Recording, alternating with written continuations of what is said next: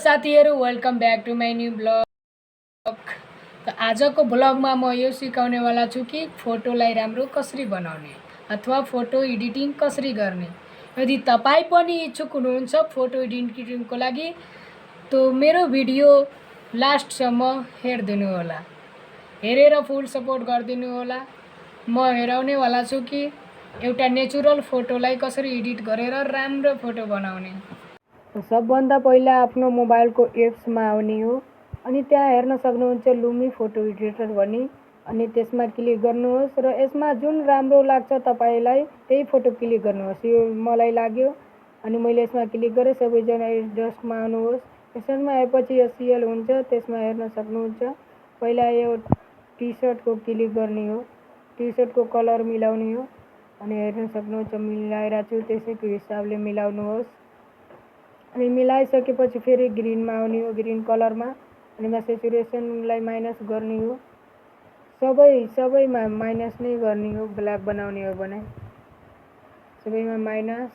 अब रेडमा आएपछि हल्का फेसलाई क्लिन गर्ने हो। अलिक गोरो बनाउने हो राम्रो चम्किलो। फेरि ग्रीनमा आएपछि ओठको अलि त्यो गर्ने हो। त्यसमै हेर्न सक्नुहुन्छ सबैमा माइनसै गर्ने हो। सेचुरेसन ब्ल्याक गर्ने हो भने हेर्न सक्नुहुन्छ। यस्तै सेम तपाई पनि गर्नु होला। फेरि आएपछि यहाँको अलि 5% बढाइदिनु हो। हेर्न सक्नुहुन्छ जसरी म बनाइरहेको छु त्यसरी नै बनाउने हजुर पनि अनि राम्रो चिटिक्क फोटो बनेर तयार हुन्छ के हजुरहरुको। अनि यता हेर्न सक्नुहुन्छ कन्भ्याक्सलाई पनि गर्दिम अलि ब्लर जस्तै हेरोस्।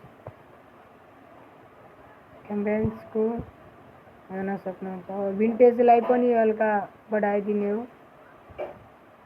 सेचुरेसनलाई पनि हल्का बढाइदिनु हो। 14 मा राख्दिम अलि राम्रो हेरोस् 5% मा।